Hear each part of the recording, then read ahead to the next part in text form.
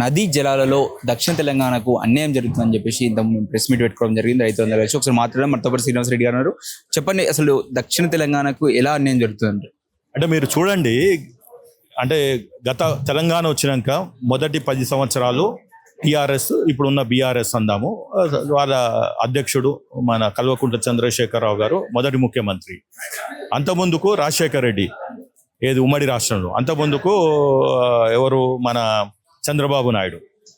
So ఈ విధంగా ఉంటేనేమో రాయలసీమ బిడ్డలు టీడీపీలో, లేకుంటే కాంగ్రెస్లో, ప్లస్ ఇప్పుడు తెలంగాణ వచ్చినాక కూడా కేసీఆర్ తెలంగాణ బిడ్డ అనుకుంటున్నాం. కానీ మా ప్రాంతానికి కృష్ణమ్మ తల్లికి మాత్రం అతని సవతి తల్లి బిడ్డనే. ఎందుకంటే ఆయన ప్రవర్తన అలానే ఉంది. ఉద్యమకారునిగానేమో తెలంగాణలో దక్షిణ తెలంగాణకి అన్యాయం జరుగుతుంది, కృష్ణా వాటా అంతా ఆంధ్రలో ఎత్తుకపోతున్నారు అని ఆ పంచాయతీతో స్టార్ట్ అయింది, నీళ్లు నిధులు నియామకాలు. కానీ ఎప్పుడైతే ఆయన ముఖ్యమంత్రి కుర్చీ మీద కూర్చున్నాడో ఆయన ప్రేమ అంతా గోదావరి తల్లి మీదకి వెళ్ళిపోయింది. Very clear. ఎందుకంటే ఆ బేసిన్లో వచ్చినోడు అతను. కరీంనగరు మొన్న కూడా 27 ఏప్రిల్ నాడు 25 సంవత్సరాల వాళ్ళది సిల్వర్ జూబ్లీ పార్టీ అని చెప్పి ఆ రోజు కూడా ఆయన సెంటిమెంట్ కరీంనగర్ అంటాడు, లేకపోతే వరంగల్ అంటాడు. అంటే మమ్మల్ని మేము ఏమనుకోవాలి, మేము ఓట్లు వేసి అలా సంకనాకడానికి ఉన్నాం మేము సౌత్ తెలంగాణ అంటే. I'm sorry to use this one, but మా ఆవేదన అట్లుంది, మా ఫ్రస్ట్రేషను. ఎందుకంటే 10 సంవత్సరాలలో ఎవ్రీ బడ్జెట్ 3 లక్షల కోట్లు యావరేజ్గా, అంటే 10 సంవత్సరాలు 30 లక్షల కోట్లు ఎక్కడ పోయినాయి పైసలు? ఇప్పుడు లెక్కలు చేయమనండి. ఈ ప్రభుత్వం వచ్చి 18 నెలలు అయింది. ఇప్పుడు ఫస్ట్ చేయవలసి ఉంది ఉత్తమ్ కుమార్ రెడ్డి గారు. నేను నల్గొండ బిడ్డనే, ఆయన కూడా నల్గొండ జిల్లా నుంచి వచ్చినోడే. సరే, టెక్నికల్గా జిల్లాలు విభజన అయినాక మేము నల్గొండకి అయినాం, ఆయన సూర్యాపేటకి అయిండు. అది whatever it is, we are all from ఉమ్మడి నల్గొండ జిల్లా. వారికి విన్నపించుకునేది ఏంటంటే, ఈ 10 సంవత్సరాలలో అసలు ఎన్ని ఇరిగేషన్ ప్రాజెక్టులకి డబ్బులు కేటాయించారు అంటే, నాకు తెలిసి 25,000 కోట్లు ప్రతి బడ్జెట్లో పెడతామని కేసీఆర్ చెప్పాడు. అట్లా చెప్పిన 2,50,000 కోట్లు పెట్టారు. అందులో గోదావరి బేసిన్ ఎంత పెట్టారు, కృష్ణా బేసిన్ ఎంత పెట్టారు? నేను ఒకటే ప్రశ్న ఈ సూటిగా ఇప్పుడున్న ప్రభుత్వానికి అడుగుతున్నా. సరే, వాళ్ళు అధికారం, మా ఫ్రస్ట్రేషన్ తోటి మీరు చూశారు, రిజల్ట్స్ కూడా మొత్తము స్వీప్ అయినాయి. Mahabubnagar, Nalgonda, Khammam, some parts of ఏంది మన రంగారెడ్డి జిల్లా స్వీపు. ఇలా 64 సీట్లు కాంగ్రెస్కి వచ్చినాయి. అంటే అందులో సింహభాగం దగ్గర 30-35 ఎమ్మెల్యేలు మా కృష్ణమ్మ ఇచ్చిందే. కాబట్టి మేము ఇవాళ గొంతు ఎత్తుతాము, గత పాలకుల్ని ప్రశ్నిస్తాము. ఆంధ్ర పాలకులు ఈ రోజు కూడా దక్షిణ తెలంగాణకు పొక్కగొట్టి, అది జగన్ కావచ్చు, పవన్ కావచ్చు, చంద్రబాబు కావచ్చు, లోకేష్ కావచ్చు, వాళ్ళు అక్కడ నీళ్ళు ఎత్తుకపోతున్నారు. గత పాలకులు అంటే ఏదైతే కేసీఆర్ ప్రభుత్వం సహకరించింది, ఇప్పుడు ఈ ప్రభుత్వము ముసరిగా నీళ్ళు గారుస్తున్నారు ఈ 18 నెలలు. మేమేమంటున్నామంటే, దిస్ ఇస్ హై టైం. ఈ ప్రభుత్వము ఒక కమిటీ వేయాలి, పౌర సమాజ కమిటీ, సివిక్ సొసైటీ కమిటీ అంటాము. ఈ 5 జిల్లాల నుంచి మేధావులని, లాయర్లని, జర్నలిస్టులని, ఇరిగేషన్ నిపుణులను పెట్టి ప్రభుత్వానికి సంబంధం లేకుండా మేము ఒక న్యూట్రల్గా, అన్బయాస్డ్గా, డేటా డ్రివెన్ అనాలిసిస్ చేసి మాకు ఎంత నష్టం జరిగింది, ఈ నష్టాన్ని పూడ్చడానికి ఈ ప్రభుత్వం ఏం చేయాలని ఒక సూచనలు, సలహాలు, రికమెండేషన్స్ ఇవ్వడానికి సిద్ధంగా ఉన్నాం. గత ప్రభుత్వంలో దిండి లాంటి ప్రాజెక్టులు కట్టారు కదా మహబూబ్నగర్ సంబంధించి. డిండి చాలా చిన్నదండి, అది ఎంత 1/2 TMC 1 TMC. అవి ఉపనదుల మీద, అది డిండి అనేది ఉపనది, నాటి కృష్ణా మీద. ఇవన్నీ చిన్న చిన్నవి, పెద్ద ప్రాజెక్టులు కావు. ఇంకోటి, ఇప్పుడు నాగార్జున సాగర్, శ్రీశైలం కూడా అవి ఓల్డ్, 60-70 సంవత్సరాలు అయింది. నేను ఒక civil engineer and advocate also. My expertise in repair and rehabilitation, strengthening of structures. అది చాలా స్పెషలైజ్డ్, అరుదైన సబ్జెక్టు. అందులో నేను చాలా దాంట్లో స్పెషలైజేషన్, కన్సల్టెంట్ కూడా. అండ్ నా అడ్వకేట్ కూడా ఇదే సబ్జెక్టు, టెక్నో లీగల్ అంటాము. కానీ అన్ఫార్చునేట్లీ ఏమైందంటే, ఆ ప్రాజెక్టులు కూడా ఓల్డ్ అయినాయి, దానికి కూడా పగుళ్ళు వస్తున్నాయి. కానీ ఈ ప్రభుత్వము, గత ప్రభుత్వం దాచిపెట్టింది, ఈ ప్రభుత్వం కూడా దాచిపెట్టింది. మొన్న NDSA వాళ్ళు వెళ్ళారు, చూశారు, 2 ప్రభుత్వాలకు చీవాట్లు పెట్టారు. మేము ఎన్నో రిపోర్ట్లు ఇచ్చాము, కానీ మీరు ఎందుకు దాన్ని కోల్డ్ స్టోరేజ్లో పెడుతున్నారు? ఇమ్మీడియట్గా రిపేర్లు చేయండి, లేకుంటే ఎప్పుడైనా దానికి డ్యామేజ్ అయ్యింది, ఆ డ్యామేజ్ని రిపేర్స్ ద్వారానే మీరు చేయగలుగుతారు, లేకుంటే ఆ ప్రాజెక్టులు కూడా మనకి రిస్క్లో పడతాయి అన్నట్టు క్లియర్గా ఉంది. అది ప్రభుత్వానికి ఏమైంది అంటే ఇక్కడ ఉన్నది 18 మంది మినిస్టర్లు ఉండాలి, ఓన్లీ 12 మంది ఉన్నారు, ఇంకా 6 ఖాళీలు ఉన్నాయి. సో ముఖ్యమంత్రి గారి మీద ఒత్తిడి విపరీతం. ఇప్పుడు నిన్న చూశారు, లా అండ్ ఆర్డర్ ఆయన కిందనే ఉంది, ఫైర్ ఆయన కిందనే ఉంది. ఓ రోజు లా అండ్ ఆర్డర్ ప్రాబ్లం, ఓ రోజు ఫైర్ యాక్సిడెంట్లు. ఇప్పుడు గత 3-4 రోజులు రోజు ఒక ఫైర్ యాక్సిడెంట్ జరుగుతుంది. ఇంకా తర్వాత ఇదో అదో అని ఆయన బిజీలో ఆయన ఉన్నాడు. ఫస్ట్ ఒక ఆయన దగ్గర సంవత్సరం దానికి ఆయన పిసిసి ప్రెసిడెంట్ కూడా, అంటే పార్టీని కూడా గాడిలో పెట్టాలి ఇవన్నీ. కాబట్టి ఆయన బిజీలో ఆయన ఉన్నాడు. ఈ మంత్రులు వాళ్ళు వ్యవహారశీలి కొందరిది బాలేదు.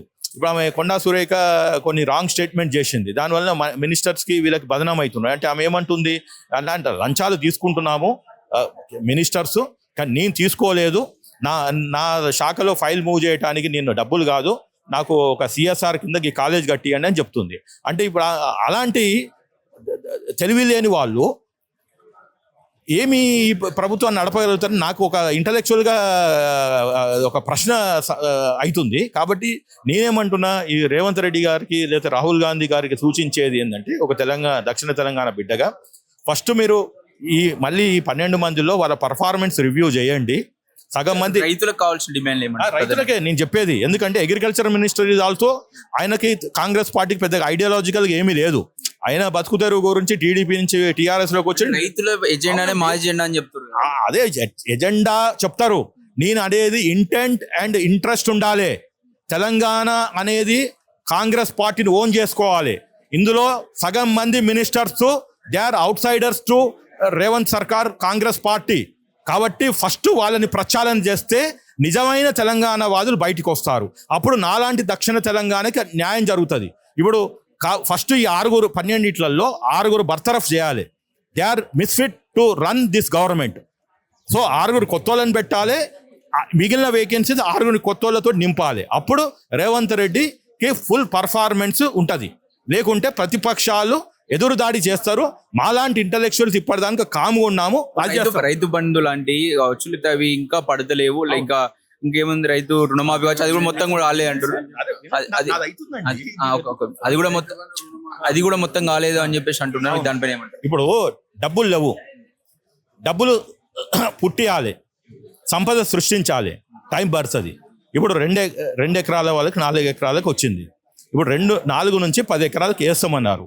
ఓపికగా చూద్దాం, వేస్తా అంటుండే కదా, లేనప్పుడు ఇప్పుడు ఏం చేస్తాం? ఇప్పుడు రేవంత్ రెడ్డి గారిని నేను అడుగుతున్నానండి ఒక అడ్వకేట్గా, వేయలేదు. మనం ఓన్లీ డిమాండ్ చేయగలుగుతాము, రోడ్ల మీదకి వస్తాము, ఆయన వెయ్యడు. ఇప్పుడు 2028 దానికి మీరు కేసీఆర్ని అధికారం తీసుకురాగలుగుతారా? ఆయన అసెంబ్లీకే వస్తలేడు, ప్రతిపక్ష హోదానే నెరవేర్చలేడు. మీద భరోసా ఎట్లా పెట్టుకుంటాం? అట్లీస్ట్ ఇతను ఇస్తాను అన్నాడు కాబట్టి హోప్ పెట్టుకోవాలి. మంచి ఆశావాది.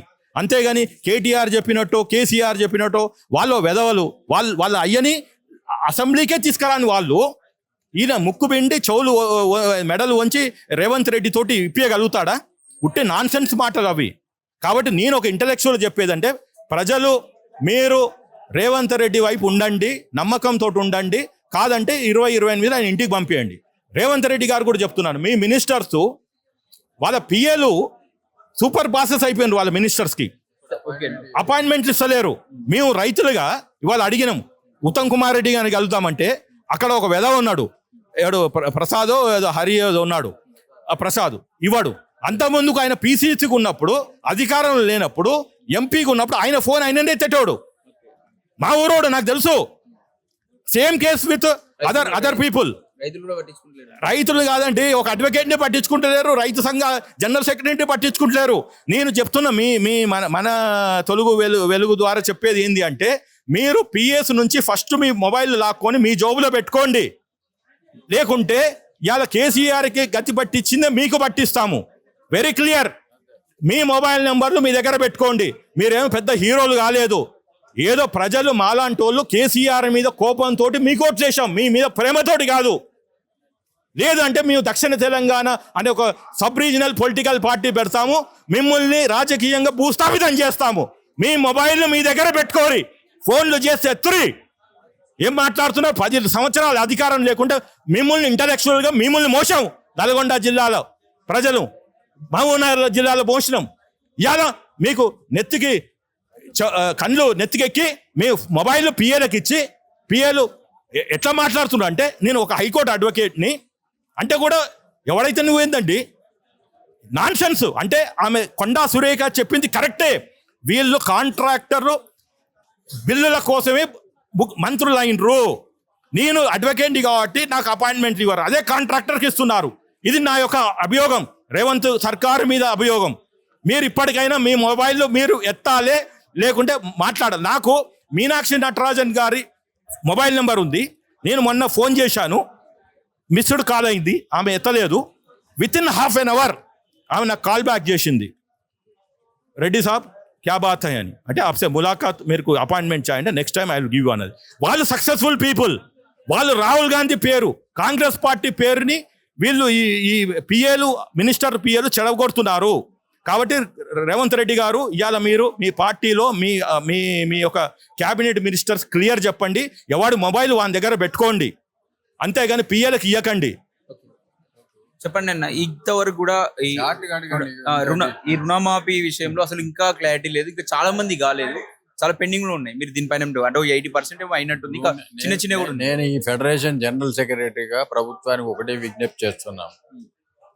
మీరు ఏదైతే 6 హామీలు అన్నారో అందులో 3 హామీలు రైతులే.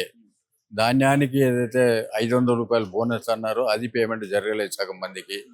రుణమాఫీ అనేది ₹1,00,000 జరిగింది, 2 లక్షలు జరగలేదు. మీరు ఆశ కొల్పించి ఓట్లు వేయించుకొని మీరు డబ్బులు ఇవ్వకపోవడం రైతులంతా బాధపడుతున్నారు. కాబట్టి మీరు వెంటనే విడతల వారీగా నెలకొక జిల్లానో 15 రోజులకు ఒక జిల్లా వారీగా ఉన్న రైతులందరూ ఒక లిస్టు, ఎమ్మెల్యేలంతా ప్రజల దగ్గరికి వెళ్ళి మీకు ఎవరికి రుణమాఫీ కాలేదు, 1,00,000 కాలేదా, 2 లక్షలు అడిగి వాళ్ళకు శ్రద్ధ పెట్టి ఇప్పించే బాధ్యత ఎమ్మెల్యేలది. ఎమ్మెల్యేలు గెలిచాం కదా, మేము హైదరాబాద్లో పండుకుంటాం, మళ్ళీ 50 కోట్లు పెడితే మేము ఎన్నికల్లో గెలుస్తామనే అహంభావం పెరిగిపోయింది. ఇది ఎప్పుడు నడవది. 100 కోట్లు ఉంటే ఎంపీ అవుతాడు, 50 కోట్లు ఉంటే ఎమ్మెల్యే అవుతాడు. ఇది అహంకారం. ఇది మీరు ప్రజల దగ్గర ఉండి ప్రజలను అడగండి, ప్రజలు ఏం చెప్తున్నారు. మీరు 15,000 ఇస్తామని 10,000 ఇచ్చడానికి ఆశ పెట్టి 12,000 అన్నారు, 4 ఎకరాలకు ఆపేశారు. ఈ మిగతా రైతులంతా ఏం పాపం చేశారు? పండించిన ధాన్యం అంతా రైతులే తింటలేరు. దేశానికి అన్నం పెడుతున్న రైతులకు అన్యాయం జరుగుతుంది. కాబట్టి మేము ప్రజల తరఫున రైతుల పక్షాన మేము ఈ ప్రభుత్వాన్ని అడగటానికి ఈరోజు ప్రెస్ కాన్ఫరెన్స్ పెట్టినాం. అంతేకాని ఎవరినో నిందించడానికి అది ఇది చేయడానికి కాదు. మీరు అవసరం లేని ఖర్చులను తగ్గించుకోండి. ఈ రైతులకు రుణమాఫీ అయ్యే వరకు, రైతు బంధు అయ్యే వరకు మీ ఎమ్మెల్యేలు, ఎంపీలు జీతాలు, మీ మంత్రులంతా రాజభోగాలు బంద్ చేయండి. ఎందుకు మీకు జీతాలు 50 కోట్లు 100 కోట్లు పెట్టి ఎన్నికల్లో పాల్గొన్న వాళ్ళకి జీతం ఎందుకండి? మీకు జీతగాల మీరేమన్నా? మా రైతులు జీతగాల కంటే అధ్వానం కష్టపడుతున్నారు, మీకు జీతాలు ఎందుకు? ఈరోజు అందాల బామల పోటీలు పెట్టిన రైతులు ఆత్మహత్యలు చేసుకుంటే ఇదేమైనా పట్టింపు ఉందా? ఏం అవసరం అండి? ఈడ రైతులు ఎన్ని బాధలు పడుతున్నారు. ఇవాళ కూడా చచ్చిపోయారు రైతులు. ఇంతమంది రైతులు చచ్చిపోతే మీరు ఏమన్నా తీర్థయాత్రలు, ఆ యాత్రలు, హెలికాప్టర్లు కొనుక్కొని, విమానాలు కొనుక్కొని తిరుగుతుంటే రైతులకు కోపం లేదా? కోపం ఉన్నది. కాబట్టి మీరు పని మీరు చేయండి. ప్రజలు మెచ్చే ప్రభుత్వం పనిచేయండి. ప్రజాపాలన అన్నావు, ప్రజాప్రభుత్వం అన్నావు, ఆ మాట నిలబెట్టుకుంటే మేము కూడా రైతులు సంతోషపడతాం. మళ్ళీ మీకు ఓట్లు వేస్తాం, ఇంకా 5 సంవత్సరాలు ప్రభుత్వాన్ని తీసుకొస్తాం. కాబట్టి ఈ మన తొలి వెలుగు ఈ మీడియా ద్వారా ప్రభుత్వానికి ఒకటే చెప్తున్నాం. మీరు మమ్మల్ని పిలవండి. ప్రజాక్షేత్రంలో ఏం జరుగుతుంది, రైతులకు ఎంత అన్యాయం జరిగింది, మీరు ఏం చేస్తే మళ్ళీ మీకు మా రైతులు ఓట్లు వేస్తారు మేము చెప్తాం. మీరు పిలవకుండా ఎవరు చెప్పాలి? మీ పిఎల్ ఫోన్లు ఎత్తారు, మీ పిఎస్లు ఫోన్ ఎత్తారు, మీరు అసలే ఎత్తారు. ఆయన ఎత్తలేదు కాబట్టి ఫామ్ హౌస్ పోయిన మీరు ఒక దినం ఫామ్ హౌస్ పోయే కాలం వస్తుంది. కాబట్టి జాగ్రత్తగా మేము చెప్పిన మాట వినండి.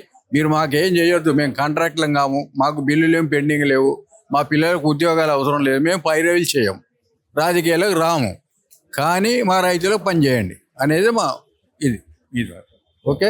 ఇంతకంటే ఏం చేయాలి?